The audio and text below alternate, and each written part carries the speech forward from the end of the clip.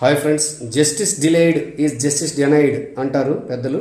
అయితే బాగా డిలే అవుతున్నటువంటి కేసుల గురించి ఒకసారి వివరిద్దాం అనుకుంటున్నాను.